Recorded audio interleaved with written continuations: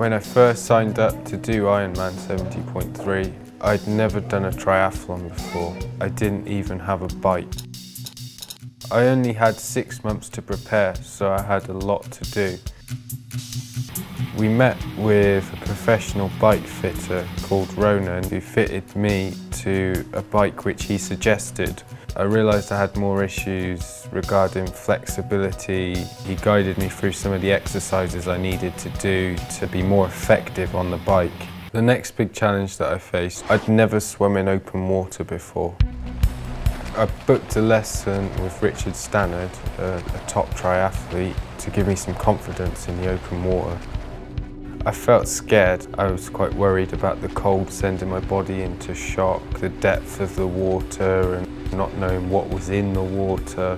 They were all things that really worried me and played on my mind quite a lot. I learned really to relax when I got in. It was all about a state of mind of relaxation and to calm down. G'day mate, today we're going to be doing a triathlon. Do you know what that means? That means we're going to be swimming, we're going to be cycling, and then we're going to be running. I went to do a 3/4 Olympic distance triathlon at Dorney Lake. It was the swim that was the scariest part for me because of my fear of open water and cold and just generally drowning.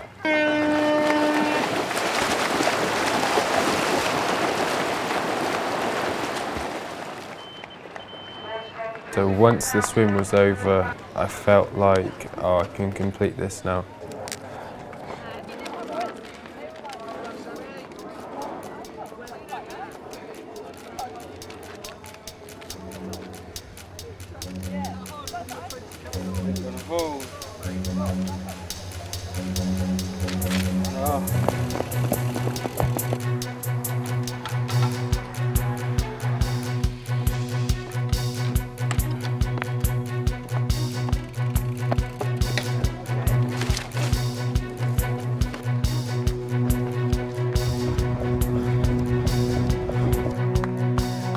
I finished 14th, which gave me a lot of confidence that I could do it.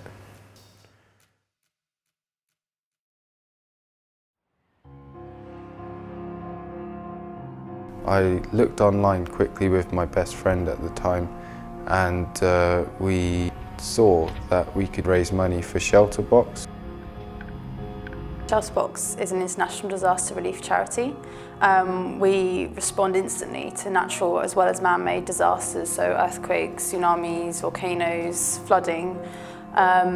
We provide boxes of aid. We specialise in emergency shelter, so we provide a family tent for up to 10 people, as well as other vital equipment for them to use while they're displaced or homeless. So the months leading up to that, my focus was to then help him raise this money and harass our family to sponsor him. Doing it for the charity actually gave me a lot of encouragement during my training and really helped me switch off to the pain, because knowing that I was stopping someone else's pain in some small way really helped.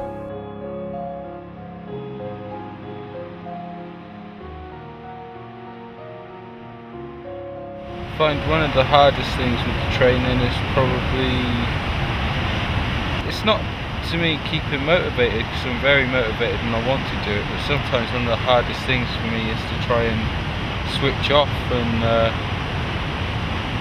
not train, to repair properly, to work towards a goal and to really want something. It gives you a lot of strength in what you're doing, it makes you feel very good. I think that's the main thing I've learned, is to keep being determined.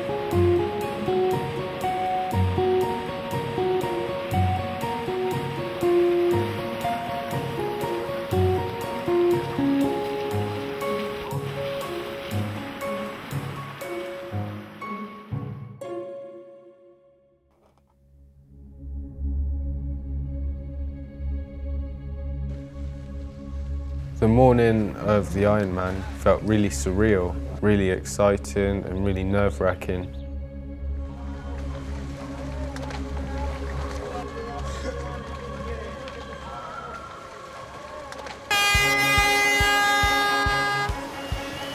It was only when within the first 10 minutes you've seen 2 people come back with an asthma attack and hypothermia. At that point, it strikes you that no, this is a serious sport. Running up to the transition to change onto the bike, I did feel really tired, like I'd overexerted myself, but I found energy from somewhere. As I was going uphill, I was in too heavy a gear, so I switched down and I did it too quickly and the chain came off. I just feel so angry, so I keep struggling. I keep trying to get the chain off. No joy, it's well and truly stuck. I stop for a second to take a breath, shout a little bit, and I get back to the chain. I yanked it so hard, it somehow released. I got it back on. I got back on my bike and kept on going. I finished the first lap, coming up for the second lap, and I thought I can't make the same mistake again. Only this time on a different hill, the chain came off again when I changed gear.